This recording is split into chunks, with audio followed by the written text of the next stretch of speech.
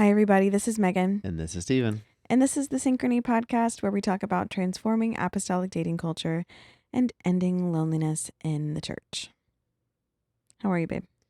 Tired, but yeah. excited to be podcasting. Yeah. I missed you this week. Yeah, you've been gone all week. I have. I've been traveling for work. I was in beautiful Denver, Colorado. Yeah. Where I had never been before. That was fun. But I have peopled for 4 solid days with wonderful people. Love my coworkers. I work for a fantastic company. But you are a introvert at heart, so... Yes. Yep. Yeah, I feel like my nervous system has just been, like, lightly shocked for 4 days. Like, yeah. just continually. Yeah. So this might be a shorter episode. Yep. And you've been sort of single parenting while I've been gone. Yeah, kids are on summer break and you were gone, so took 2 weeks off work and solo parented for a little while, which is also what we're going to be talking about a little bit tonight. Yeah. Yeah, it's exciting. New stages and phases. But tonight, special shout out to Gigi and Nana who have our children on their own little vacation. So we are childless for the night. Well, 2 nights. Yeah, it's nice. Mm-hmm. Before we get into the thick of things, let's take a moment to appreciate some wonderful people and some wonderful coffee. How's that delicious Cafe 117 coffee taste, babe? Delightful. Rejuvenating. Yes. Recharging. All the things. Cafe 117, you know them, you love them. They are an apostolic-owned coffee company that sells fantastic quality blends and single origin coffees that are roasted to order, shipped directly to you, and you can get them on subscription. 20% of their proceeds go to Compassion Services International and directly help our missions efforts for disaster relief. So we're grateful to them for partnering with us. You can check our description and get a discount on your coffee. And we highly recommend it because it is yummy. That's right. And does good work. So can't ask for much more. Right? All right, babe. What are we doing? What are we talking about? So I think tonight's just going to be kind of like an update. Okay. Sort of a state of the union, so to speak. Yep. We are on the brink of some pretty big changes. Yeah, we are. Not pregnant. No, thank the Lord. I feel like I have to preface every time. I know, every time I say we have big news, all of our in-laws are like, Yeah, I'm like, no, not in this economy. Yeah. So what's the biggest change that's happening, babe? Well, I'm coming home from my job. Yeah. So in a week, give or take.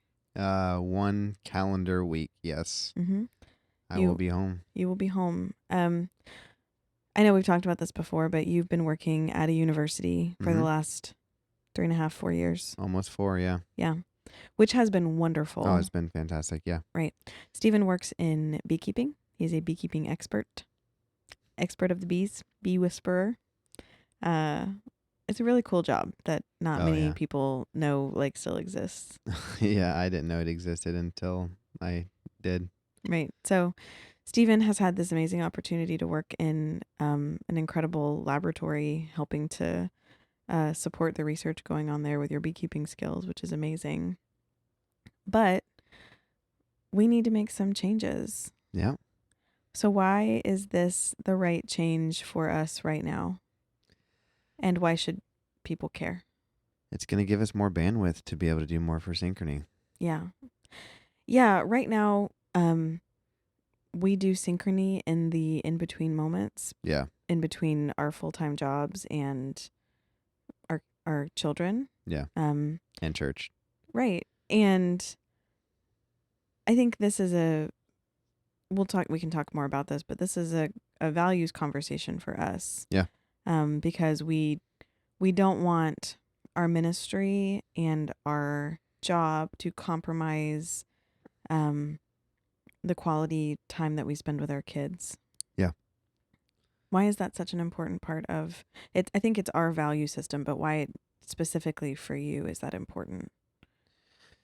Like, why is it important for me to come home? Or, More like I'm thinking about listeners who are like other men in their young professional lives. oh yeah. Why does the choice to come be a stay-at-home dad fit your values? Um, I didn't mean to make you cry 5 minutes into the podcast. I'm it's so okay. sorry.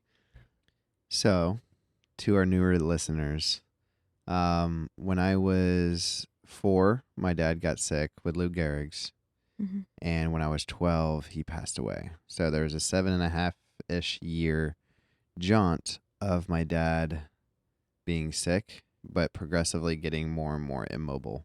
Mm. So even though my dad tried his best to be an active part of my life, went to every one of my baseball practices, baseball games, soccer practices, soccer games. Like, he paid for private lessons for me to play baseball. Like, he was as active as, he was even a coach on the team in a wheelchair. Like, he was as active as he could be. Didn't he game with you a little bit? Like when he. Yeah. So when my dad started, he lost his movement of his hands pretty early. And when I was probably about 7, my dad got me a Nintendo 64. Mm-hmm. And I would play, and I was practically an only child because my sisters were so much older than me. And so I'd play video games with my cousins when they came over. But my dad really wanted to find a way to bond with me. Yeah. But with having no hands, it was really hard. So my dad paid for someone to make him a custom Nintendo 64 controller that he could use with his feet. That's so cool. And so he would play, and sorry for all those that don't know what this is, but this game called Battle Tanks. Mm. And you could pick different tanks, and you can fight on the same team against computers, or you could fight against each other. And you could play up to 4 players. And when my cousins came over, who we all had opposable thumbs and normal controllers, Right. my dad would beat us 1v3 with his feet, because my dad he was not a gamer. Like, he Right. wasn't, but this is where I get my competitiveness from. He wanted to be able to, like, not just like let me roll over him. Like, Yeah. he He wanted wanted to to be, actively participate in your world. yeah, and he would dominate us. And it was funny. And Not only participate in your world, but kind of own it. yeah, Like, but as kind of I would come home from school from the bus stop, my dad would be on the Nintendo 64 practicing, so that way. training.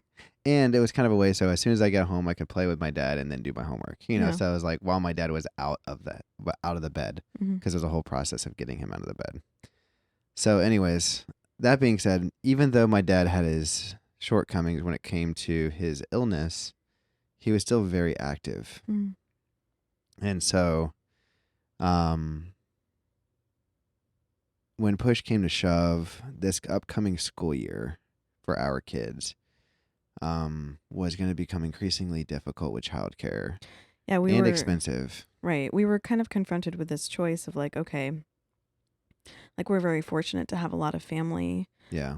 But my kids are, almost 5 and like 2.5. Yeah. Peak exhausting. Yeah, they're rambunctious. I mean, they're normal, energetic children. They want to be active. They want to be Yeah. running and jumping and wrestling and all the things that. It's kind of my fault, but yeah. No, I mean all the things that kids their age should be doing, right? Yeah. They want to be outside, learning how to ride scooters and stuff, and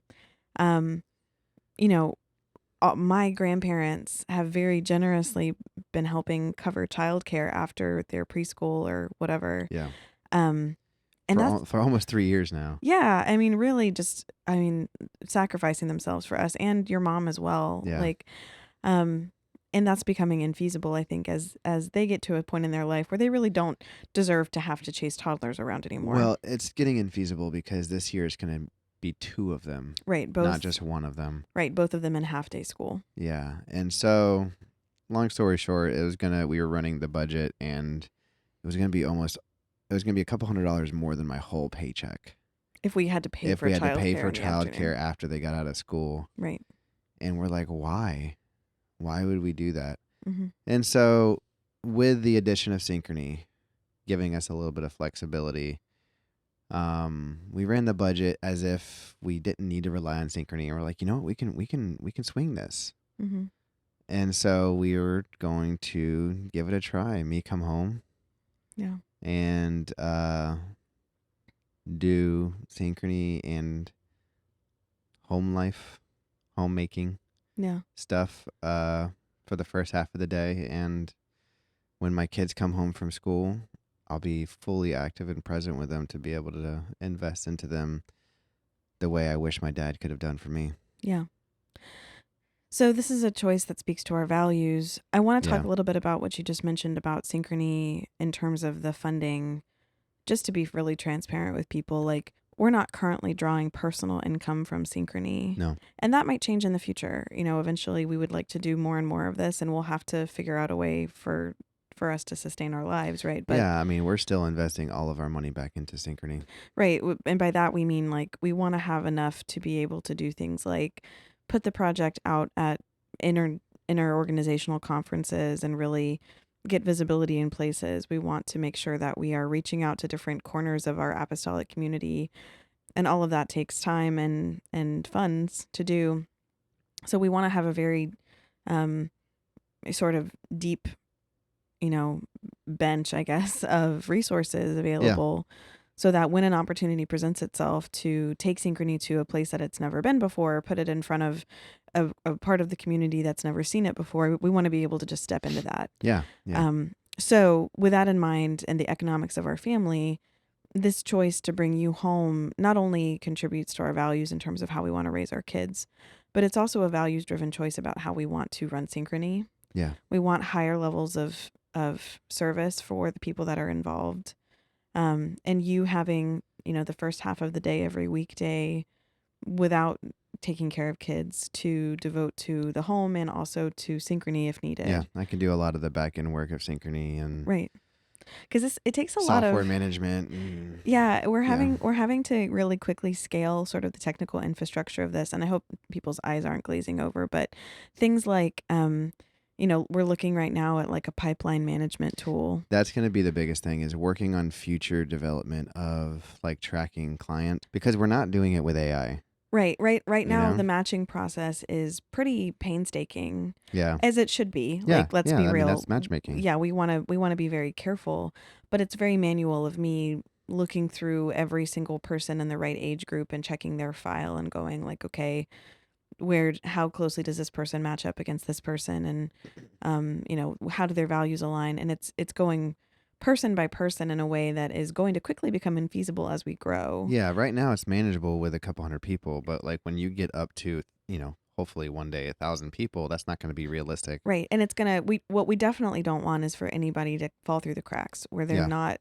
getting access to potential matches just because our systems aren't in the right state. So we're focusing on that kind of scalability where we can have the right tools and the right, infrastructure to be able to quickly, put people in communication with each other, and Yeah. things like having someone just handle the the scheduling emails, because that is such a challenge. Yeah. Like, every time we match someone, we have to coordinate a meeting between three people.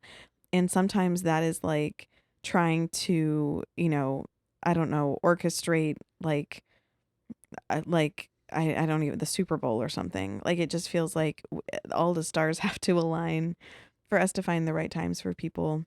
Um, so you being able to devote any Yeah. bandwidth at all to that is going to be huge. Well, and we're gonna be honest with you. When we first started Synchrony, it was kind of a pipe dream. It's kind of I like mean, yeah, we didn't know if it was going to work. yeah, we started off for free and we're like, let's see if people even wanted to do this. And so we're like, cool. And let's see how it goes. And it took off. Mm-hmm. And we're like, oh, this is great. But then we were squeezing it in and burning the wick at both ends. Right. And so now that we realize that this is here to stay and people really want it, we're just having to rearrange our lives to make it, I don't want to say more of a priority because it's always been a priority, but make it to where we have the energy and the time to really invest Yeah, it's got to be sustainable. to making it grow and streamlining systems, Right. like to making it like more efficient. Yeah, we did like a strategic planning meeting recently Yeah. on our anniversary, actually. That was Yeah. our anniversary date was to go to the Yeah. library. People are And like, what are you doing? We're like, we're going to go plan Synchrony for the next year. honestly, it was, I mean, I had so much fun doing it. Like, I remember at one point we were sitting in the library and we were doing like a brainstorming thing with sticky notes.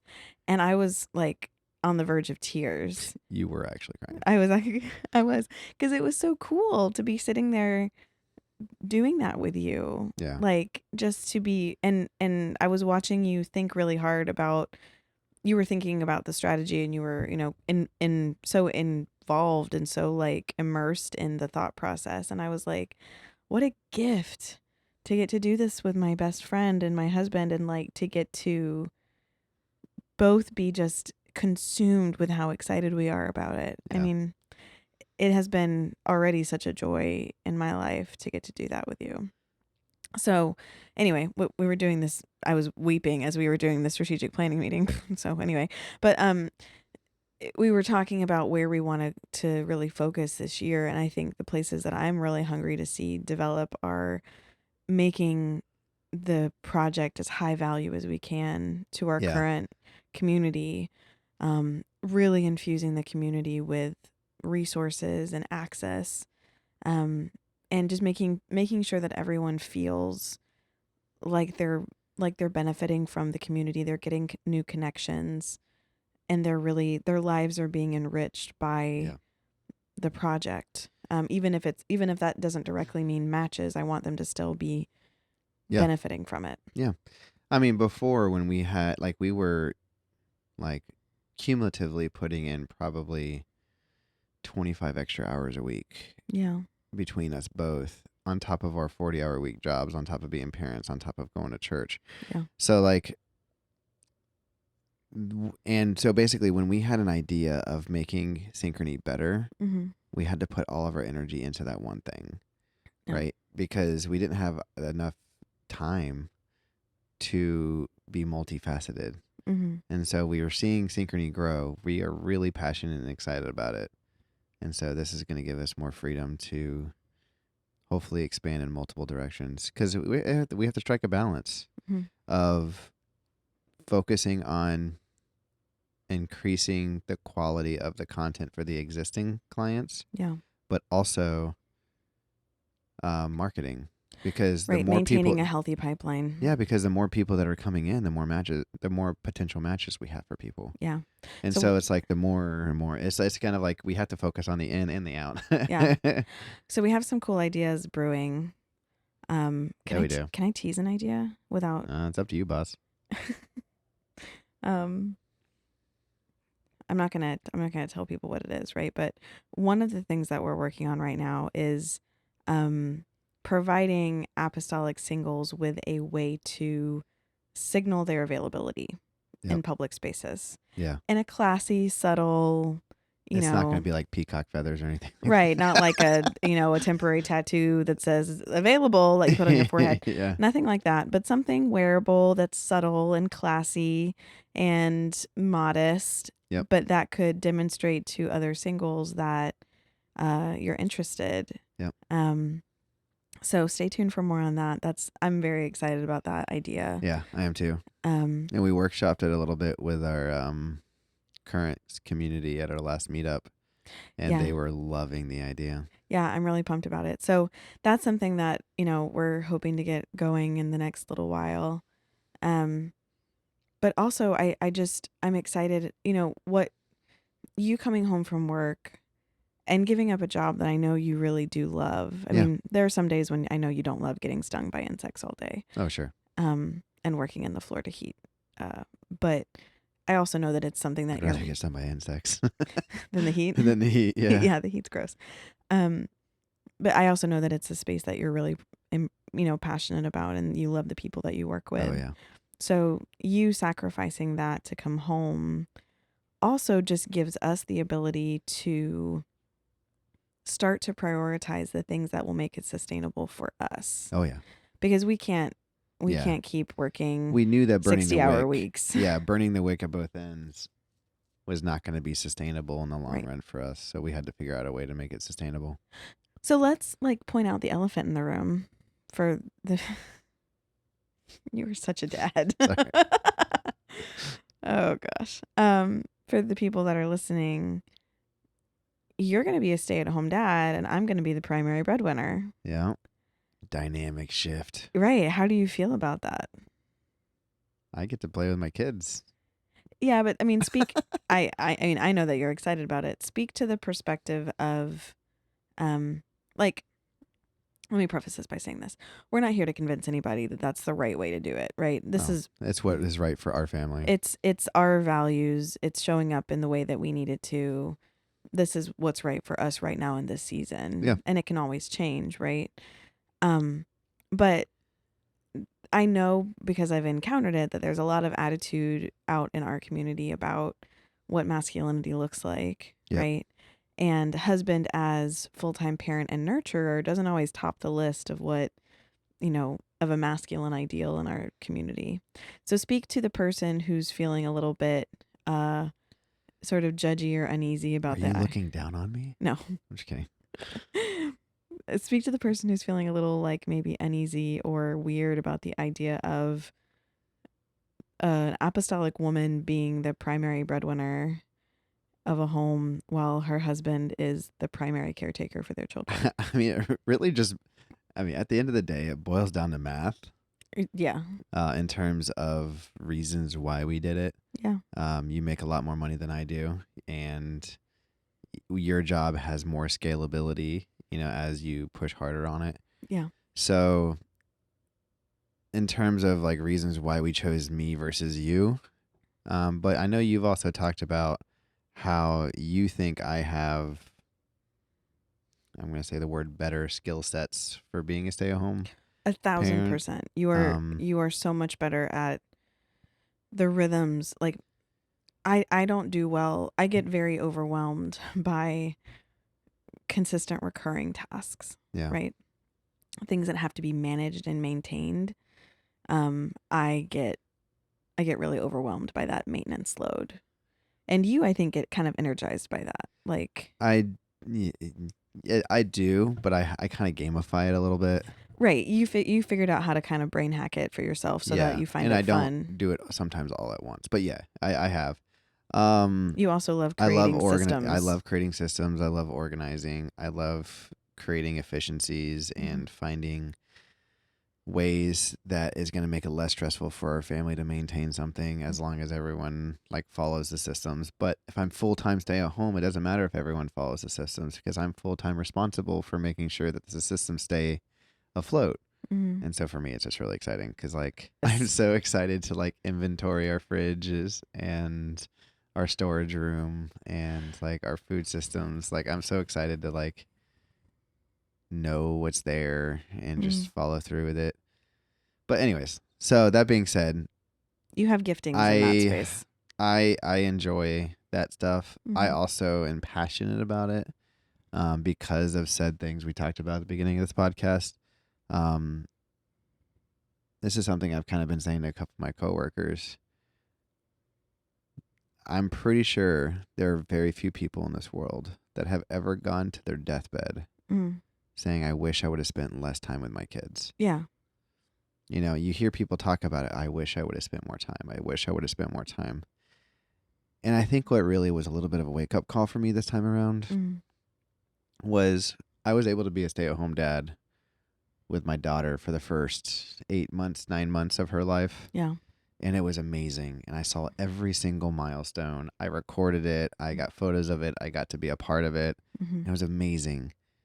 But then we moved and I got a job and we figured out childcare and then we ended up having another kid. And what really woke me up is like our other kid, I feel like I had to witness a lot of his milestones through other people's eyes. Yeah, like secondhand. And in videos, and like I'm very happy that some people got videos of them, and like I'm like coming home every day, and I'm like, where in the world did you learn how to say that? Right. Sometimes good, sometimes bad. It's like how did you learn how to? You can climb what? It's like so. It's. I feel like life's too short, and I want to be a part of it, and I feel like this is going to create an opportunity for us to be intentional. Yeah. I think if we didn't have synchrony as an ulterior motive for it, I don't know if we would have um, made the jump. Yeah, in the sense that it gives us it's not just like, oh, It's not. I'll work and you'll be at home. It's like I'll work and we'll run a business and a Yeah, ministry together exactly. and you'll be able to prioritize our kids. Yeah, And because it's there is those going to three be a things. half day of free time, if you want to call it that, for like maintenance of the house and stuff. But Mhm. once I get all the systems in place and once I get my rhythm, I think I'll be fine with doing it in like an hour or so a day. Mhm. But this is really ambitious. But but once I get the systems down for synchrony too, I am really looking forward to increasing efficiencies. I'm really Yeah. like applying all the same skills to the back end of synchrony. You have a gift for that. I mean, I think like at the end of the day, I think marriage is about leaning into your strengths, right? Finding ways that you can support each other with the natural giftings that you have. And I am I'm an ideas person. In the I like to reference The Working Genius, which is Pat Lencioni's like breakdown of strengths that you have to have on a team to get things done. Yeah. Like this is a great book if you want to go check it out. It's Pat Lencioni in general is incredible. He's a Christian author who writes for businesses. I recommend all of his stuff, but he has this idea of sort of geniuses that contribute to how a team takes a idea from conception to completion, right? Like how a team generates the right type of ideas and vets them and then puts them in place. And you and I have, different areas of genius, right? I work best in sort of the initial stages of wonder and discerning the ideas and figuring out how to put them into practice. And you do much better with actually affecting the change that has to happen and getting people excited about it. Um, Oh, I could sell a rock to anyone, or I could try to at least. yeah, probably successfully. But I think it's important for us to kind of lean into that with this. I'm just going to ask you a very pointed question. Uh-oh. Do you find being the one to take on the burden of housework and childcare and grocery shopping emasculating? No, Why not? because it's about strengths and weaknesses. Um, I just think in our current household, um, it fits our dynamics. Like I just think it just makes sense. I don't think we should be like. There's no biblical standings for this kind of role. No, there's nothing in the Bible that says that a woman has to be the one to manage the entire household and the husband No, doesn't contribute, right? there was traditions that Sure. were very much that way, but nowadays it's you have both men and women both working in the workforce, Mm-hmm. and women being extremely successful, Yeah, and there's been some data, and I could go back and look at this a little more closely, but there's some data to suggest that women right now are more likely to be employed than male counterparts of the same educational level, and in some places across it's sort of on average more likely to be better paid. yeah, You know, but like at the end of the day, that doesn't take away from the dynamics of our household spiritually. completely, yeah. Like I don't feel like they're one to one. There's not at all. Yeah, Like home it's not life, like work life. you pick up a broom and you stop being the priest of our home. Like, No. Um, if anything, I think there's a lack of men being nurturers in today's society. I think preach. men are taught to too much these days to not talk about their emotions and not feel and not express. I think there's an abundance, and this is my opinion. I'm not a professional in this area, of male depression that is being masked by what some people would just be considered rage, or like Right, anger, hyper masculinity. or like aggression Mm-hmm. is sometimes a sign of depression, 100%. and we're kind of like, oh, that's masculine. Like, or the person just doesn't know how to talk about themselves or their emotions or why they're feeling the way they're feeling. Yeah, I think you're entirely right that, and within the church specifically, we need a revival of men who have their hands in the work of building strong families. Yeah. Right. I don't know where we got this idea that building and cultivating family was a woman's job, Yeah. but it's not. It's both parents together. And our young men in our church are struggling to find holy examples of masculinity and leadership, right? Yeah. I think our ministers are under so much pressure, and I think there's a tremendous weight that the men in our church struggle with, because it's so easy for men to be pulled apart by the forces, I think, of what society expects of them and what the church expects of them. Yeah. Um, I am personally very motivated for our son to grow up in an environment seeing a very strong example of nurturing masculinity, Yeah. where he can understand that it's possible to be both the spiritual leader of a household and a nurturing parent and a supportive partner, right? Yeah. I don't think that I know that the world doesn't give us great templates for those things. Sure. And I think the church, we struggle to find them as well. So all that to say, without getting too much on a soapbox, we know this isn't a dynamic that would work for everyone, and we're not Yeah. prescribing anything. So backing out, because I don't want us to just like word vomit about our personal lives the entire episode necessarily. Yeah. We're making some changes. Um, in the midst of those changes, it's requiring us to navigate a lot of just new flexibility, right? This particular period of transition is really busy because you are putting in some extra time at work to wrap things up, Yeah. to leave your job in a great state, Yeah. right? It happens to be a very busy time of year for my day job as well. And we have a full pipeline of people that we're working to match. Yeah. So all that being said, we're really grateful for everyone who's been so patient with us Yeah. while we navigate everything. I think that we're going to hit our stride soon.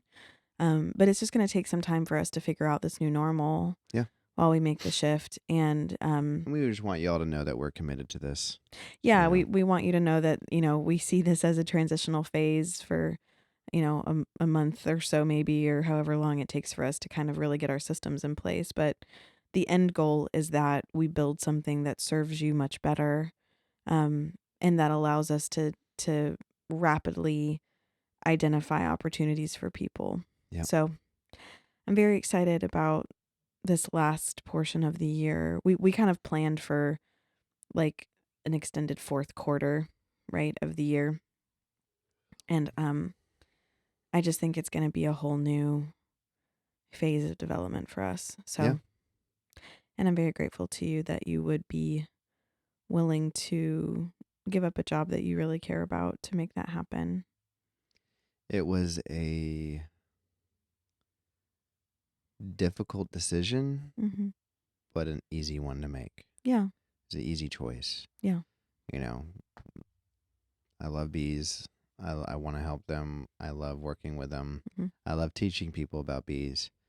But you make me choose between doing that or being present by some of the during some of the most developmental times of my children's life. Yeah.